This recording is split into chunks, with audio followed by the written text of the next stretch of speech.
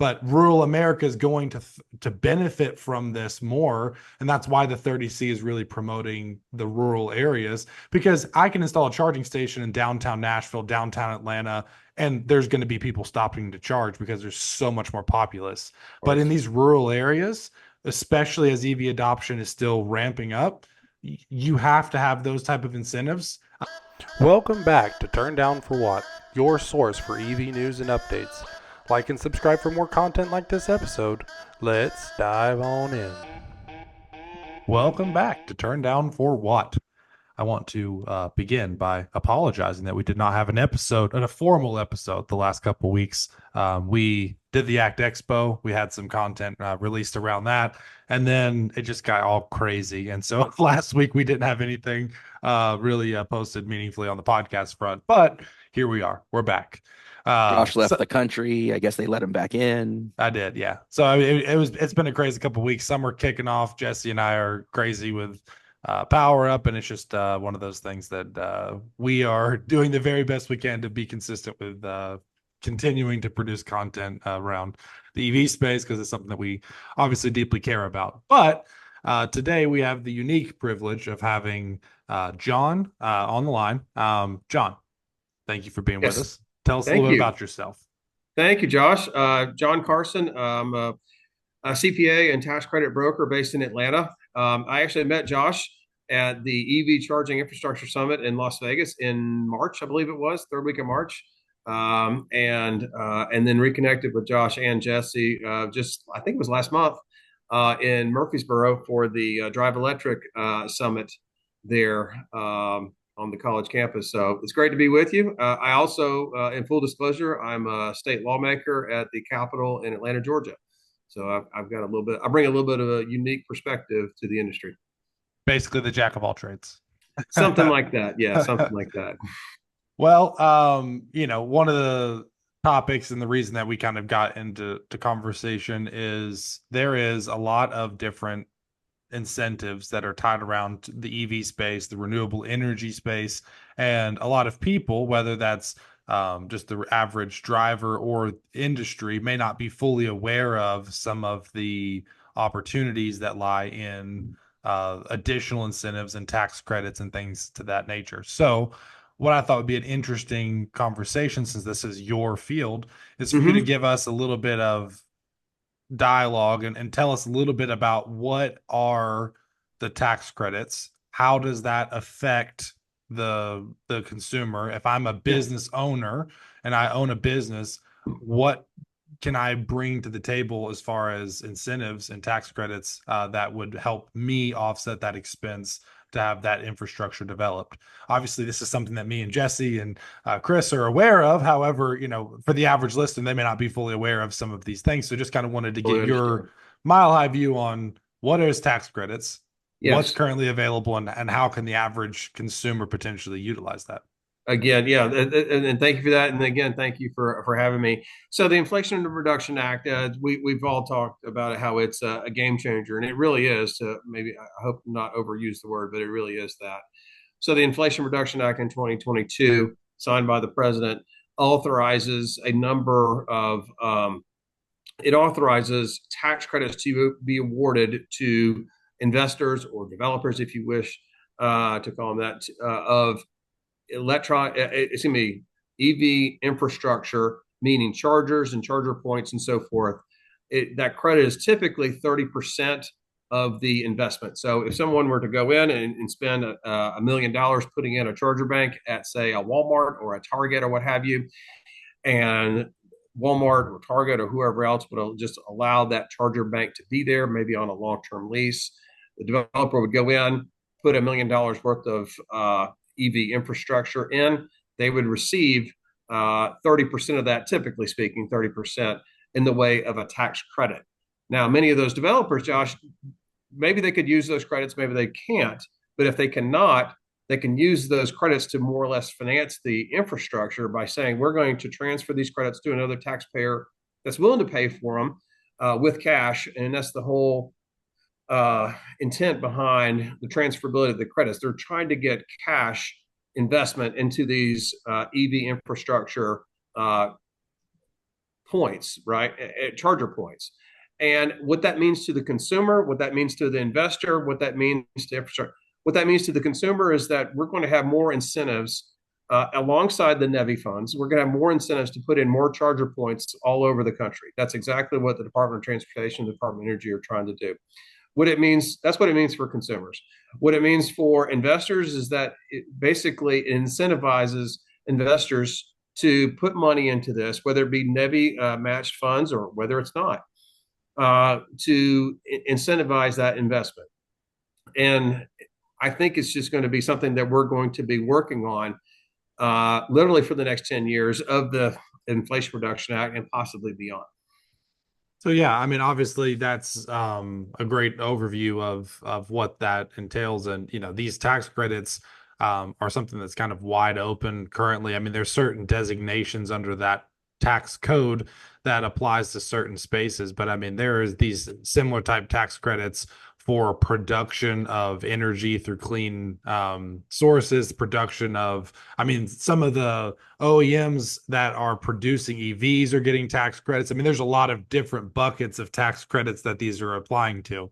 Right. And like you're alluding to, I mean, a tax credit, will offset tax burden. But I mean, if you're a company, let's say you have 50 grand, and in the scenario that you just provided, you have 50 grand in federal taxes, but in this scenario, you have $300,000 of tax credits. One, like you were saying, you can leverage that tax credit towards the finance opportunity. But like you were saying, just to be a little bit further, you have the ability through companies like Armagh Capital to basically take that tax credit and sell that tax credit to another corporation who might have a larger debt tax item, and they can purchase those tax credits for basically a minor discount, if you will, and then basically utilize those to offset their debt, but also allows you to leverage that capital that you have in the tax credits for debt servicing and other Absolutely. And yes, that's what we do at Armagh Capital. That's ARMAGH capital.com.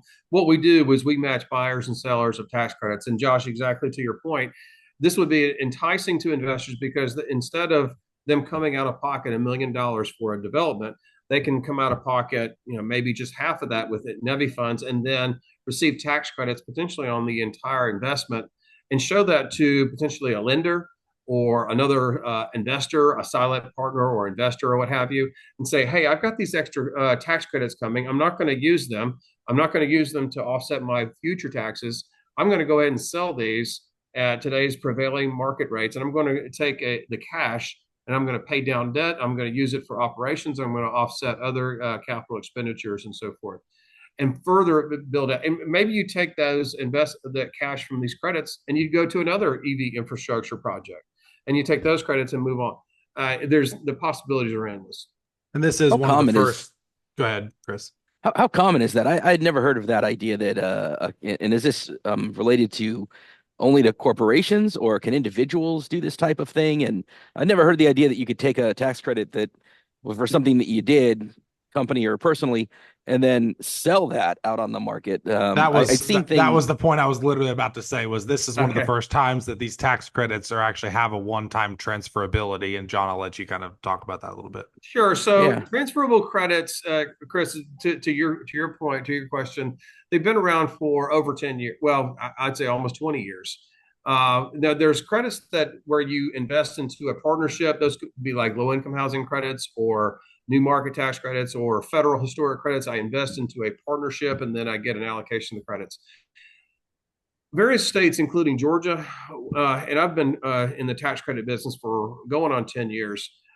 I've been doing quite a few Georgia film credits and historic credits. And it's basically with those credits, let's say it's basically an economic incentive, whereas I get a tax credit to produce an EV charger infrastructure, to redevelop a historic building, to to film a movie or what have you. And because the government typically cannot write you a check, what have you, they give you something else, whereas a tax credit. And the whole idea of that tax credit is to either offset your taxes as a reward for developing something or spending money on something, or B, to basically give you the ability not just to use it against your taxes, but for you to sell it. So some of the states have allowed these credits to be sold on a one-time transfer. What has happened, Chris, is that the federal government saw how successful it's been, and they have decided to adopt this and have, and it's part of Section 6418 of the Inflation Reduction Act, and that's a lot of tax jargon. But the opportunity it presents is for EV infrastructure investors to basically get cash for their tax credits that they can't use or don't wish to wait to use, and put that money back into an EV infrastructure project, pay down debt, or what have you. So, Chris, it's basically an intangible asset. It's basically a coupon against your federal taxes, and people choose to sell that to somebody else that can use it. Instead, they take the cash. Now, and to break it down even further, it's basically like a get out of free jail card that you get in Monopoly. You can sell that to somebody else in exchange for your mortgage. That's in a way. But Chris brought up a great point. These typically speaking, these federal tax credits, including these Section 30C, which is that's a section of the code, much like 401k is or 529. Section 30C is a portion of the Internal Revenue Code, there's a portion of the code also that governs who can use these credits, and the who can use these credits is basically in regard to passive income taxpayers, and that basically means, Chris, corporations. It means people with rental real estate activities, minority interests in partnerships and so forth, but basically not somebody that's a W-2 employee, not somebody like me or Josh that has an active day job or what have you. Somebody that has passive income or is exempt from those rules, like a corporation. So unfortunately, somebody like me or Josh can't use it, but a large corporation like a Google or a Microsoft can use it. Could a real estate person, someone that's got multiple properties, right? And they're like, hey, I want to add this to my property portfolio. Maybe they have an LLC or a C corp, and they do that in real estate. That in those cases they'd be able to do it. Maybe an individual owner that rents can't.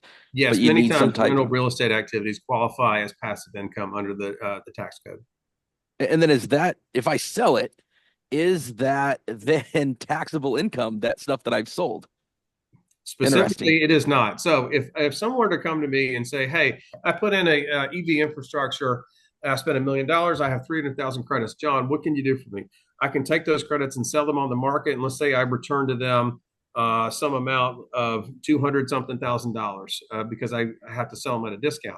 That $200-something thousand is not taxable. That is specifically in the Inflation Reduction Act. So an investor does not have to worry about, I got to pay 38% tax on this money that I'm coming in. No, that is specifically not taxable. Interesting. And by the way, when someone buys credits from us at a discount, that spread that they earn is not taxable either. So if they need 100,000 credits and they pay $90,000 for them, that 10% that they earn by using credits and not cash, that's not taxable to the taxpayer that bought them either.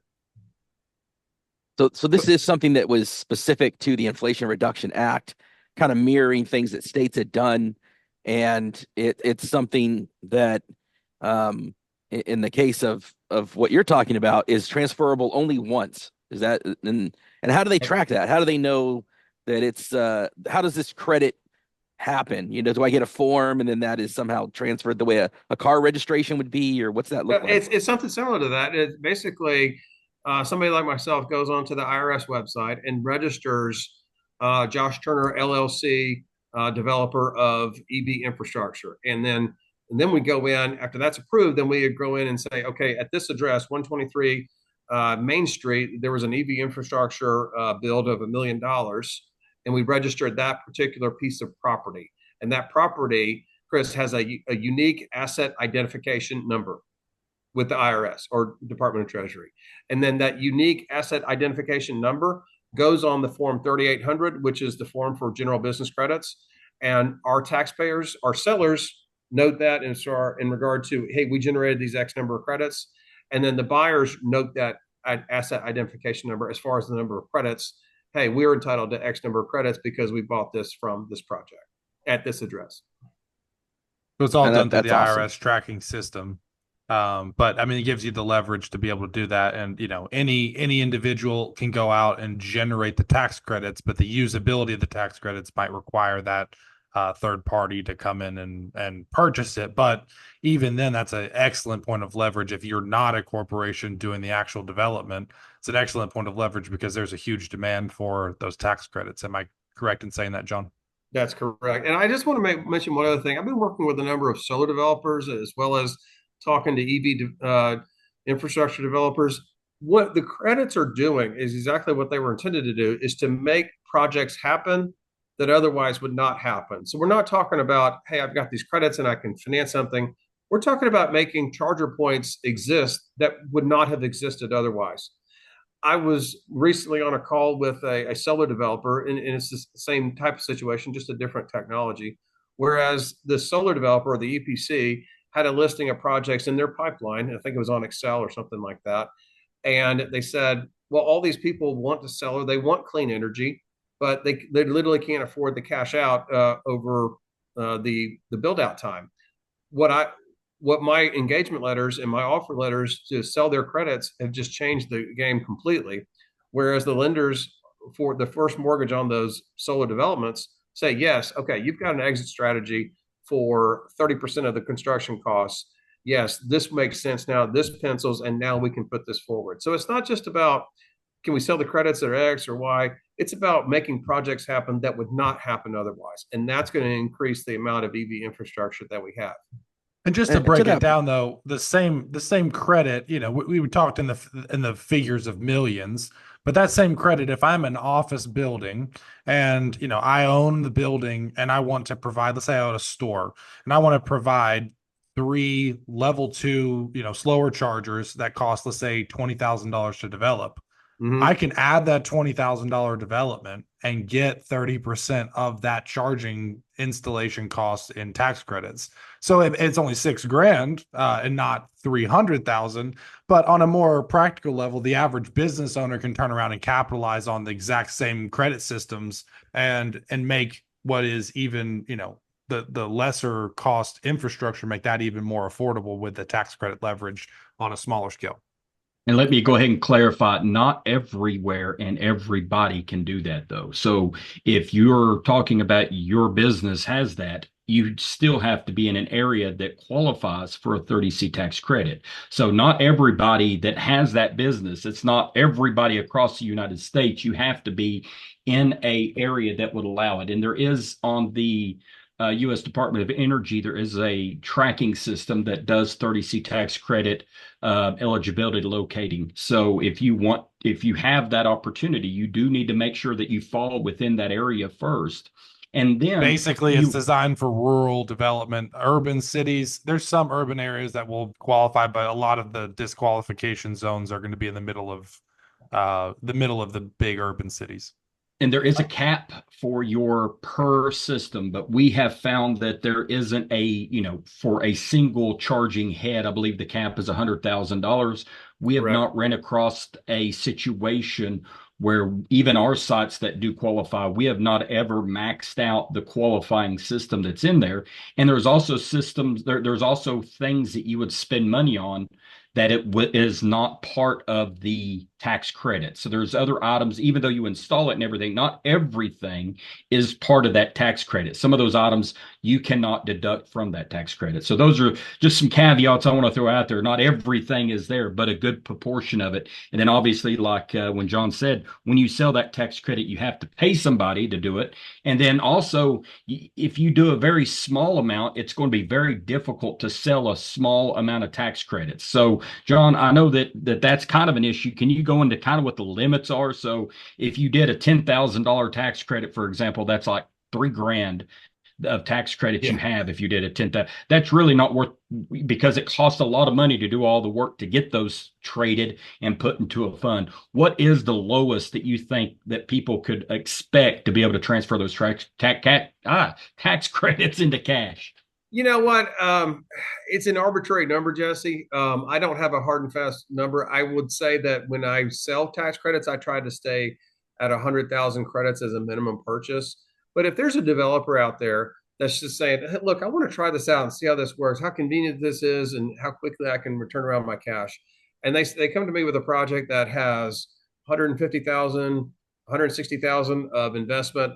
and they say, look, I've only got 45, 50,000 credits or in that neighborhood. I want to try this out because I'm doing those of other bigger items in the Southeast, in Tennessee, elsewhere. I'll probably show our value in one transaction, but I wouldn't want to make it a habit of doing quite a few of those. Because to your point, there's a certain amount of legwork that has to be done. We have to set up a data room for our clients to be able to look through the due diligence materials. They have to look at the siding, the permits, the licensing, the land lease or the land ownership. They have to look at the due diligence report that counts the costs and assesses the number of credits that were generated. And you really can't do that on, to your point, a $20,000 project at 30%. So, I mean, to clarify, if you're doing the smaller, if you're a corporation, you can absorb those tax credits yourself, but selling them on the open market as a small entity that you can't use them yourselves, that's going to be a harder task. Yeah, and honestly, I will tell you, we have our offices just basically across the street from the Atlanta Braves Stadium here in Atlanta. So go Braves! But if you put in a charger point into some of the nicer office buildings here, chances are, to Jesse's point, you're not going to qualify based on where you're located. But if I were to go outside the city of Atlanta, if I were to go outside Nashville to something along in a remote part of I-24, to a remote part of Georgia, like along I-16, that's the ideal area to locate an EV charging point, and that's where the incentives exist. And when that happens, those developers are probably not going to hold on to those credits. They don't have as much of a need to do so. They probably want to use that to finance those infrastructure projects to begin with. Yeah, and I mean, very similar to, there's incentives up and down when it comes to different industries, and we're specifically highlighting 30C, but there is other tax codes specific to renewable energy that are qualifying, that are a little bit less as far as restrictive.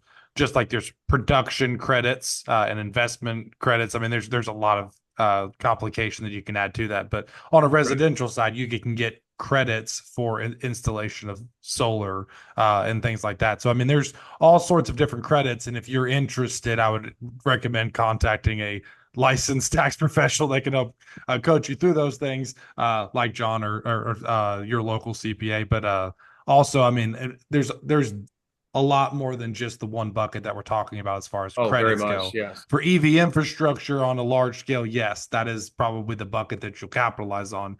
But if you're interested in other sources of renewable energy, there's all sorts of options there. On that point, exactly right, Josh. And on that point, I've heard of EV infrastructure developers qualifying for 3 different types of credit at one facility. So if they have level 2 chargers, or maybe they have level 3, I think, and they have a solar array on top of that with battery backup. In addition, they have 3 technologies for which they could derive 3 different types of tax credits. That sounds really interesting. I've never heard of anybody having multiple. That's crazy. I don't know what that is. That's nuts. Sounds familiar, don't it, Josh? Oh, yeah, that's weird. Well, let me get into one other thing too. So we've been talking about the NEVI program, and not to, make more competition for us, but we do believe as the round 1 or the AFC, the alternative fuel corridors, get filled up, these states, all of them, will be opening up the doors for that second tier or third tier of monies to go into level 2 or hydrogen, whatever they want to do. So as that happens, what I want people that's listening to be aware of is that's going to go out for public bids. Say you're a developer and you have 10 shopping centers and you want to have a row or 2 rows of, say, 4 DC fast chargers, or actually level 2 chargers there. What John produces is the ability to convert that value into an additional 30%, probably about 26% after all your all of your taxes and all the stuff's taken out of it. But that is a huge amount of money when you start considering that the NEVI programs can award up to 80%. So if you're a developer and you have a bunch of housing complexes, those would be a good target to put that infrastructure in. And by utilizing different grants like this, and with John, you can get most, if not all, of that cost covered. But the key part of that is you have to have the ability to run it for 5 years. You need to have your partners in place that can do the the technology aspect, which is the app management and making sure they're up and they operate over a certain 5-year period of time. There's a lot of things that we're doing now within our state to prepare for that, even though we don't know that that's where it's going to happen. We are starting to look for how can we make sure that these cities have these groupings ready, because once that drops, there's a good chance that every city has the opportunity to drop 50 or 60 level 2 charging stations anywhere that you're going to use it within your town. And these tax credits are key as long as you fall within the 30C tax area that can pay for that without people having to spend a lot of money on infrastructure. So if you're thinking, man, I don't want to spend $400,000 or $500,000 on this shopping center to do this because I don't see a rate of return on that money, there are avenues. Or even if you want to partner with us, we are working with groups on our level 2 to partner and say, hey, we'll cover the cost of putting it in. You cover the cost of the property, get us power to it, and we'll turn around and do that. But we're doing that based on the incentives that we feel like are coming, not necessarily today. So definitely a tool that you have to use if you want to make this financially feasible. Jesse, Josh, one developer that we're working with here in the Southeast, I'll limit it to that geographic area. They're putting in quite a few chargers in on city properties and some county, but mostly city properties. And what I would say to your audience, Josh, if I can bifurcate or split a little bit, to consumers, you're going to have more choices and more options for charging your your EVs, your electric vehicles. And for investors, you would have opportunities to you could choose direct pay and just basically sell an infrastructure system, sell a charging point system to city of wherever. Or you could say, you know what, I'm just going to lease your land and let me control the asset. Let me be responsible for the construction costs to such and such government. Let me be responsible for the construction costs. I will manage it and so forth. And then when you do that, you're going to have your own business that the federal government through NEVI funds and tax credits is basically paying your construction costs for you to build a revenue generating business. And then that's from the consumer standpoint. That's from the investor standpoint. And from the government standpoint, a city or a county or an agency, I just really hesitate to believe, Jesse, Josh, that they really want to run an EV station. They want to run government, and they want to run it efficiently and keep doing what they're doing. They don't want to get involved in these little side, unrelated other income streams. And so it's between the consumers, the investors, and the governments that or other nonprofits we might be serving that putting these kind of charger points on their land. It's a win for everybody. Yeah, I mean, if you look at rural America, I mean, we've been talking to a lot of different counties and local government, representation, and their priority, in rural America is not, let's figure out how to develop EV chargers. And I'm not saying that across the board, for every city, because there are those that care and want to see that type of development, but a lot of times they have a lot bigger fish to fry in their local government than, where can I stick an EV charger? And so partnering with your local town or city to provide that gives you the opportunity to have somewhere to stick it, that there's use case, but that also that adds value to the community, which is one of, Jesse and I's biggest, opportunities in this whole funding allocation was how can we benefit rural America? Because there's opportunities to take rural areas that could really utilize infrastructure developments like this and utilize these funding mechanisms to really make meaningful impacts in rural areas. But, the urban areas are a lot more apt to take advantage of these use cases, and certain states would be as well. But when you're dealing with a lot of remote areas, even in states like Georgia and Tennessee, you're going to definitely be in a situation where you're going to want to work with the city and county to come up with a plan to best implement systems like that. Yeah, that's where we really did excel. Most of our applications for our state, we would work directly with the ECD directors of that community prior to going in and trying to find locations for two reasons. First, it showed the community development aspect, which is very heavily on all applications. And when I tell people, hey, you can go do this, you can, but be prepared for a huge amount of paperwork per application. We're talking Right. 80 to 100 pages, even on these level twos, is probably of information you're going to have to provide. But at the same time, if you have the tie to your own community and you want to make it work, always reach out to us too. We'll let you know what we're doing because, we have our area that we're going after.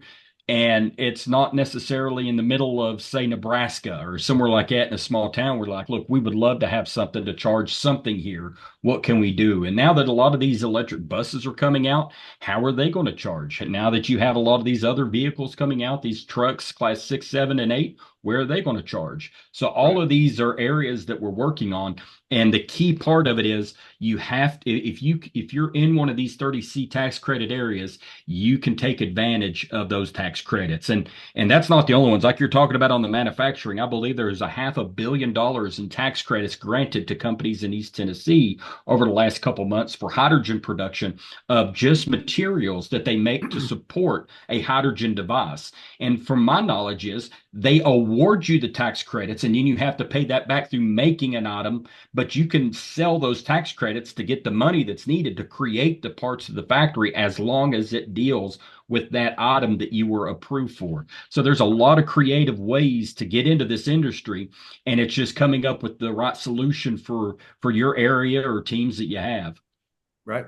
So, I so agree. John, I went to the map to kind of look at it, and it was easy to find. It was I just typed in 30C tax area map into Google, and it was the first link that kind of came up, and it's got a little map where you can type in an address, and it's I noticed it's got 3 different colors on the map, and it says eligible track through 2024, 2029, 2030.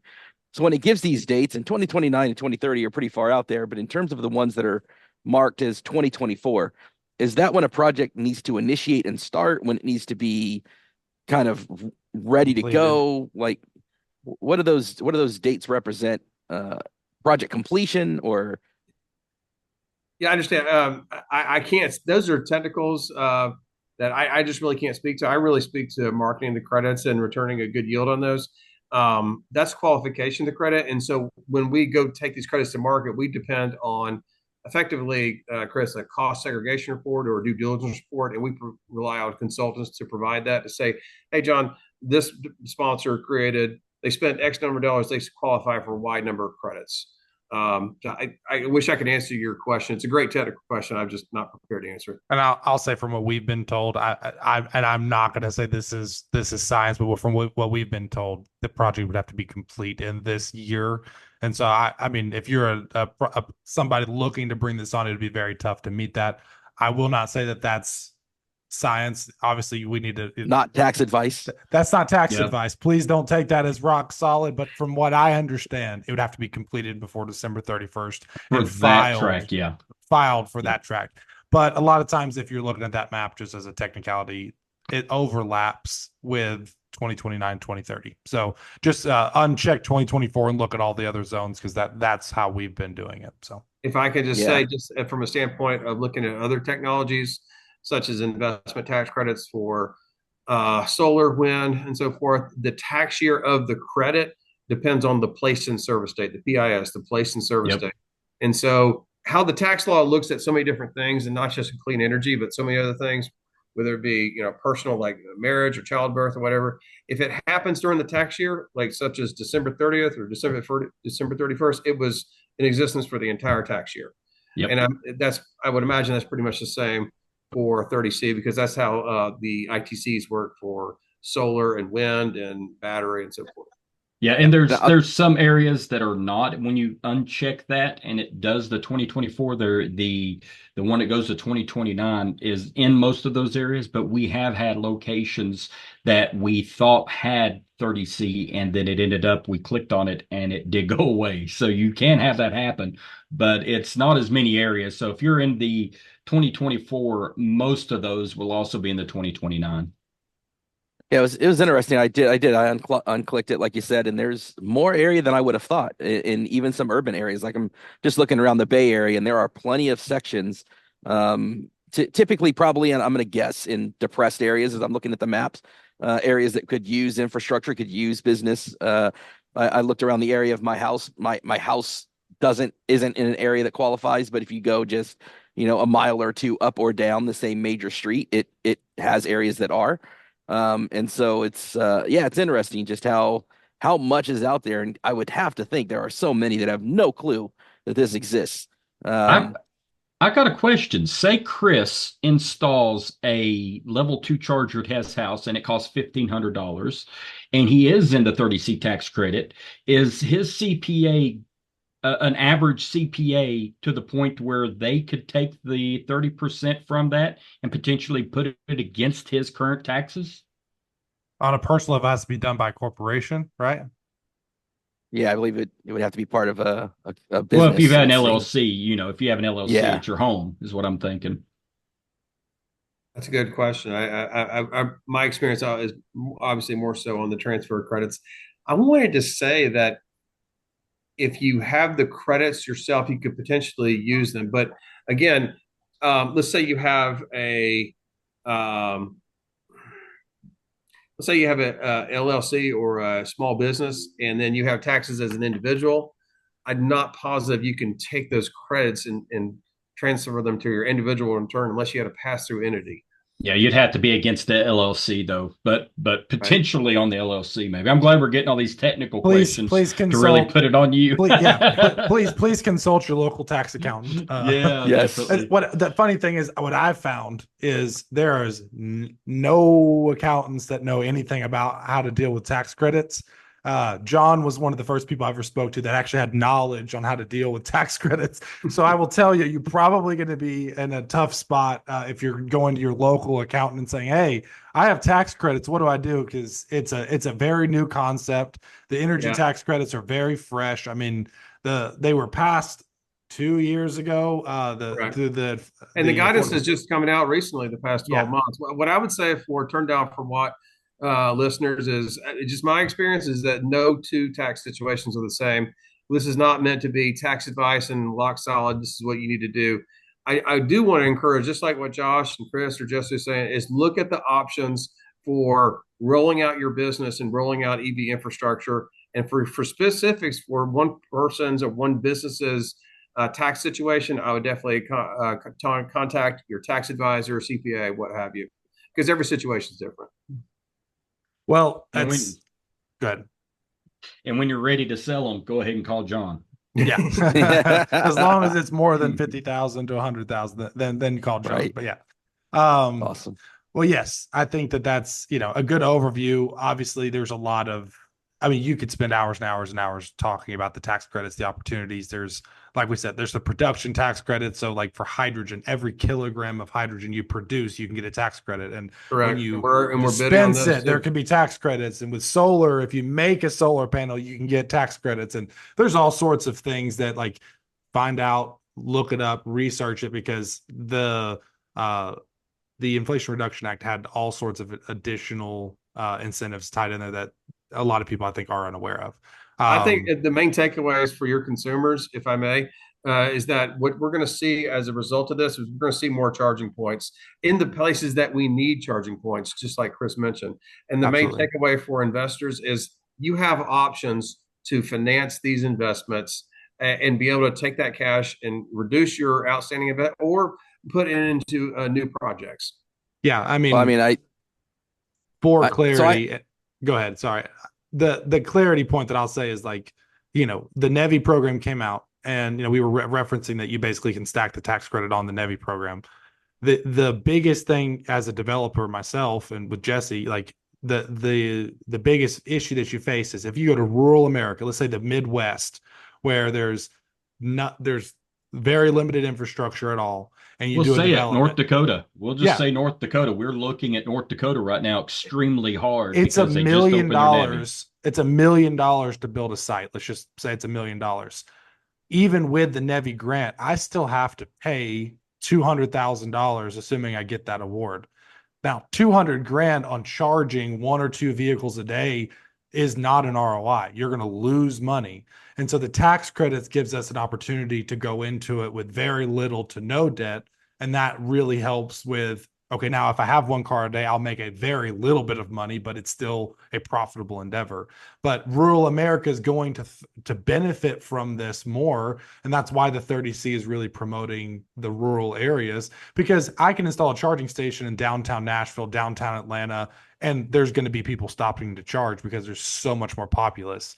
Of But in course. these rural areas, especially as EV adoption is still ramping up, you have to have those type of incentives. It's one of those things that you can have different opinions about it, but if you want a charger every 50 miles, you're going to have extra incentives, because me with a $200,000 debt servicing item, I have to have a certain number of cars charging, and they're not currently on the roads. And so in order to do that, the tax credits and stuff help you offset your debt, which will really help put you on top with remote rural America applications.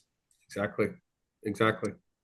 Yeah, I'm curious to see, in my 9 to 5, if this is on the radar, because I searched one of our EV areas that is out here in California, and it's right there in the middle of one of these zones where we're just starting to put in that EV infrastructure, and it's costly, and it's there's a number of different things, credits and incentives and things that have helped us do that.